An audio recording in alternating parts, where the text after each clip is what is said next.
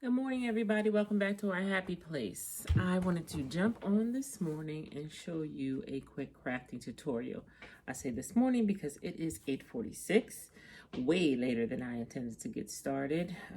I slept in a little bit late, was being a little bit of a lazy llama being this morning.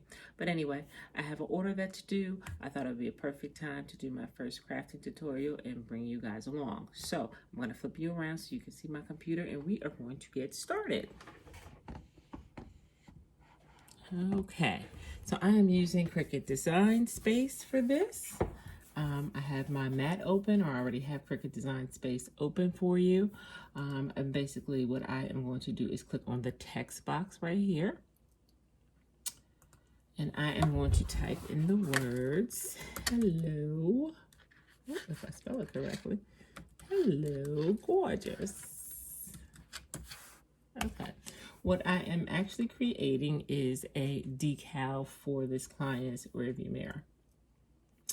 So at this point, I know that she wants the color pink. So what I will do is go up here next to the box that says basic cut. I will click on it and it will give you a drop down of all the different colors that you can use. Well, not really that you can use, but for you to visualize, because any color vinyl that you have, you can actually use. This kind of just gives you some of the basic colors so that you can kind of see what your project is going to look like in that color. So my client is a pink girl, so she wants pink. So there we go, hello gorgeous pink. But that is not the correct font that she wants. She wants some type of a fancy cursive writing. So I'm going to go over here to fonts and I'm going to click my drop down. One of my favorite fonts is called the Samantha font. So I am actually just going to type in Samantha and there it is. So when I click on Samantha, it turns it into cursive. It also goes back to that original color, but that's okay. We'll go back to the box. We'll click on pink. And there you have it. That is a pretty girly cursive writing. And now what we have to do is just kind of size it. A lot of times your clients may give you, or I will ask when they want certain decals, okay, what is the dimensions of the decal, the height and the width? And they will go ahead and tell you. In this case, she did not. So what I did was went out and measured my rear view mirror. Kind of thought about positioning so that it would not obstruct her view while she was driving. And what I came up with is that the width should be 4.5. So once I put 4.5 in, it's going to adjust the width and it will also adjust the height, because what Cricut Design Space is trying to do is make it proportioned. So it doesn't want it longer than it wants it taller, because the words can get distorted. So I put it in, it automatically grabs it and sizes it for me. And what I'm going to do is just duplicate this a couple of times, because I'm going to show you something. A lot of times you may not know what font you want for a particular project. And so at least for me, it's easier when I can see a couple of fonts together so I can decide. So I'm going to click back on this, go back to my drop down, clear out my search. And then I'm just going to click on another font just to kind of see what it looks like. It will change it here, and then I'm going to click on the second one that I created, and I'm grabbing any fonts, no particular order, just kind of random. Now I'm going to change it back to the pink color that I wanted. And now I get to see all three of these fonts together. So I can kind of compare and say, which one is cuter? Which one do I like?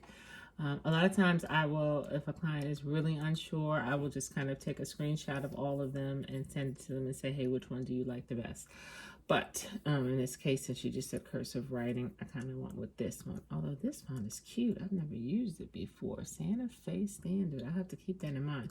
But anyway, so you'll kind of see. So at this point, I know I want this one. So I am just going to delete this and delete this one, because I know this is the font that I want. So let me go back and duplicate this one more time so I can show you something about the sizing. So this is the size I want, but let's just say for whatever reason, I just wanted to play around with it. This is locked. As long as this is locked, you can move this around, nothing will happen. I'm going to unlock this. And now I can kind of use this to make it big. I can stretch it out. I can kind of manipulate it all on its own. So if I wanted to just kind of play with sizing, again, I could just do that here versus coming here and changing it in these boxes. So that's just another option for you. So I'll just delete that off because, again, we already know what we want. This is 4.5 wide, and it automatically adjusts the height to be 1.207, which works for this project. Okay, so this is a cursive writing, as I had mentioned before. And a lot of times when you're working with Cricut and you have a cursive, it will cut all these lines, and you'll see the next one. Let me duplicate it and make it bigger so you can kind of see. Okay, so these lines right here, it'll cut into the word. Instead of it being fluid, all one word, you'll have like it cut into the E and the L. So what we want to do is what we call welding. And what welding will do is make these, oh, you can really see it right here on the R. See how it looks like it's two separate instead of one fluid. So if you come down here to the bottom and you click on weld, see what happens? Now it makes it one fluid. You can't see any break in the word. So you always want to make sure that when you're doing cursive, that that's what you do, so that it's one continuous word versus like these individual letters. So again, I'm going to click off of that because this is the one I want. I'm going to come down here. I'm going to click weld. And now that's going to be the case. Now, mind you, it's crafting, so what happens is many times that I have forgotten to weld, and when you go to cut, you will see the difference, and you just need to recut it. I mean, you know, it's not crafting unless you make a few mistakes. So at this point, I am all ready to go to print. So what I need to do is turn on my machine, which I keep down under so I can have some free workspace. And plug my USB into my computer. Plug it right on in. I'm going to come up here. Oh, where's my mouse? I lost it. Oh, I lost it because I unplugged it. Okay, so I'm going to come up here to make it and hit make. And now it gives you the actual cutting mat that you can see right here. Let me go grab my cutting mat.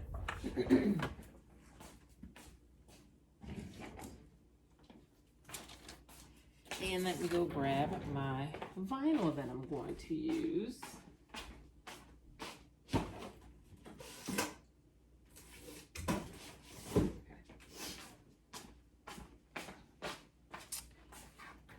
So, because this is going to be a decal on a car, we don't need to mirror it or anything. But what this is really good for is that it can tell you, so you can set this right on the line, and it simulates the actual mat. So with the same numbers and everything going across and down the side, so you know exactly where to put your material at so you can cut it, because you may not always be using a complete full sheet, maybe just a scrap. And so you just need to know where to place your scrap at on your mat to make it cut. So got that all ready. This is actually the vinyl that I am going to be using. It's a pretty kind of metallic pink. I am going to be using a full sheet, and so I'm going to put it down there. But it's still important for the placement of the mat, because you don't want to waste any vinyl. You want to use as little as possible. So you don't want to like have it all the way over here in the center. Cut it in the center of your vinyl, because then you have all of this around here that's going to be wasted vinyl. So you always kind of want to put it in a corner so that it can cut, but yet you will be able to salvage the rest of your vinyl, which you will see when we get to that point. So right now I am just adding my vinyl to my mat. I am getting ready to put it in my Cricut, which I will bring you down and show you my Cricut now. So my Cricut is down here. So what you want to do is put the mat in. Kind of do this here with one hand. Hit enter, and as you can see that it did not go in straight. So I'm going to take that back out, set you down a second.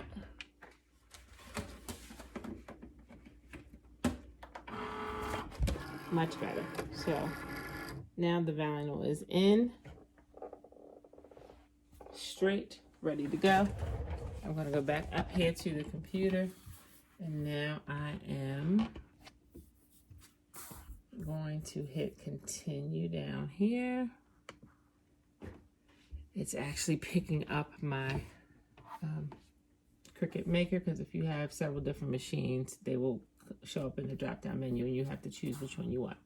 Now it's going to ask me to choose the material that I actually want to cut. So I'm going to browse all material because these are just the generic ones and mine is not here.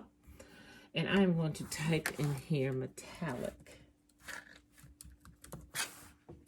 and hit enter. So now it gives me some options. It gives me a metallic iron-on, a metallic leather, poster board, metallic vinyl, or premium textured metallic. In this case, we're just going to use straight metallic. And this is important because this tells the machine how deep to cut it, how hard to cut it, the pressure that it needs. So it is important to choose your correct material. And so now everything is ready to go. I'm going to use it on the default pressure because it cuts fine. And now I can go back to my Cricut machine. As you can see, it is ready to go. So I am going to hit the flashing C, and it is going to do its thing.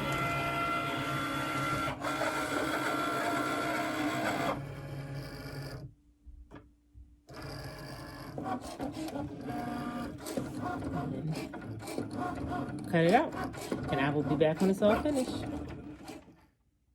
Okay, just like that, we are done, and it is done cutting out. I promise y'all, I'm gonna get this lighting thing down because it is driving me crazy, but hopefully you can see. So anyway, once your project comes out, the best thing to do is to flip your mat over and actually to pull your mat away from your vinyl versus your vinyl away from your mat. Reason being is that you don't want to have your vinyl all bent up. Now basically, I just need to cut this out. It's probably very hard to see at this point. Let me get it off of here, and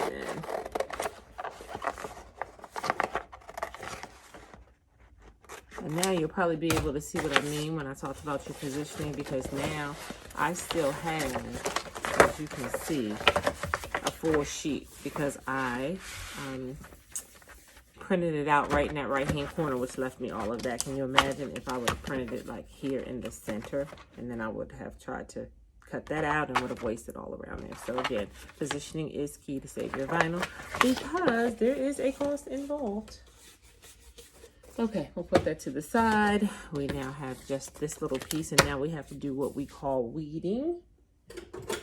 And that just basically means we need to take off what we printed and take away the stuff that we don't need. So basically this is called a pen. It's an ink pen that has a needle at the end in order to weed it out. But there are several different type of weeding tools. That is just something that I enjoy using, and I also made my own because part of my crafting is DIY. So this was just basically a mechanical pencil in which I put a sewing needle in the tip of it so that, again, I could have a sharp edge. And this weeds just as well, as you'll see. So just basically get the end started, and you just peel it back. Be very careful that you're only picking up what you do not want. Now this becomes trash. And now you have what you printed. However, you can still see that in between, you still have all these extra pieces because you can't really see the words. And so we need to get those out of there. And so again, we need to finish weeding. And for these small pieces, it's always nice to have something to catch them in. I will use this, or I will use this. And so I'll show you what I mean. So these little pieces. Oh, well, that one just flipped out. So when you get them out, sometimes they can be challenging. So now you see I have a little piece on here. I've cut out a little hole in this recycle bin, and then I stick it in there, and now I have it free. Kind of works the same concept as this. This is actually, if you want to know, you put fingernail polish in this, and then you can paint your fingernails. But of course, in the crafting world, we repurpose everything. So basically, again, you have the little scrap on there. You put it in here, you pull it back, and voila, it's gone. It keeps your hands free. So whatever kind of works for you to make it happen.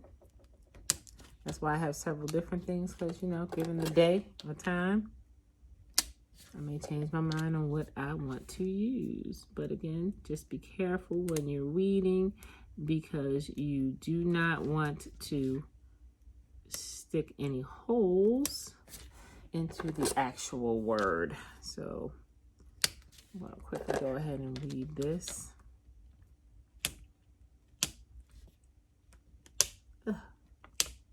When you're dealing with this metallic, it can be very, very hard. So,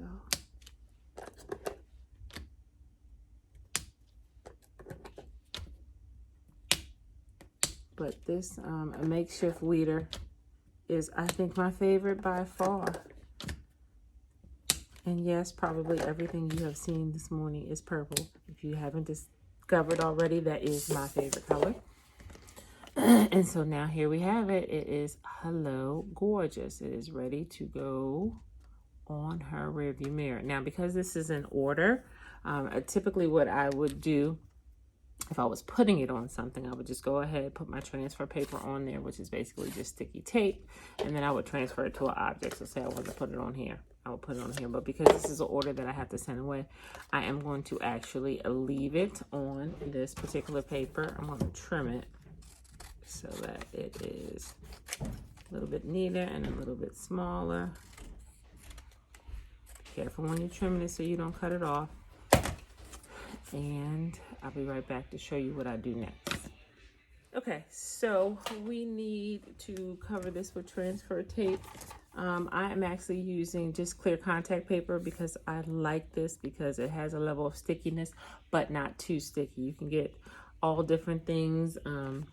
You know, Cricut makes their own transfer tape. You can buy it. Duck, I think, makes a brand of transfer tape. But for me, I just really prefer the transparent contact paper. You can get it from the dollar store, from Family Dollar. It's no great cost. But what we have to do is kind of just measure it up to see what's going to fit. Trim it off. Want to peel the contact paper back. Cover it. I'm going to use a little squeegee. Make sure it's on here good.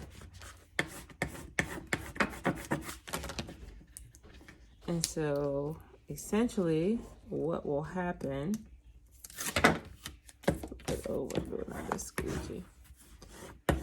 what will happen when the client receives this, all she will have to do is peel back the contact paper. The words will come off on that. She would then take the contact paper over to the mirror, put it on the mirror, take a credit card or something like this, squeegee it on, peel the paper off, and voila, her decal is where she wants it. So I'm just going to trim off this extra little sticky part around the edges so that it doesn't get stuck to anything when I send it out. And this particular client had already ordered several of these. She just wanted one more. And so basically, done. You now have a decal. And even though this is for her rearview mirror, you could make it larger. You could make it for a bathroom mirror. You could make it for a full-length mirror. Kind of any saying of affirmation you want. You can put it anywhere. Actually, as you can see, I actually, if you can see, put it on my light that's on my desk. So I put Hello Gorgeous on my light. I also have it, if you can see it, up on my shelf. So on both sides. So Hello Gorgeous. So, you know, every day when I come down here and I look at that, It's a nice way to make me smile. But anyway, that is the end of this tutorial. Any questions you have, you can leave in the comments below. I can help you with where you need to get the materials from, if that's something that you're interested in. You saw me working or weeding on that mat. That's important because you do not want to mess up your actual surface, your desk or table, whatever you're using. But anyway, that's going to do it for this tutorial. Kind of short, sweet, and right to the point. So hopefully you learned something. Hopefully you enjoyed what you've seen. Any feedback will be welcome. But remember, it's a happy place, so be nice. Anyway, this is just one of many coming your way. And so until I see you again in our happy place, be safe, guys. Bye.